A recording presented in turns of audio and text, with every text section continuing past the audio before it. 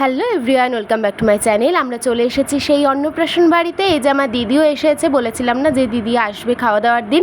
আমরা আসা মাত্রই কোল্ড ড্রিঙ্কস খাওয়ার সাথে সাথেই সবাই মিলে চলে গিয়েছিলাম ফুচকা খেতে।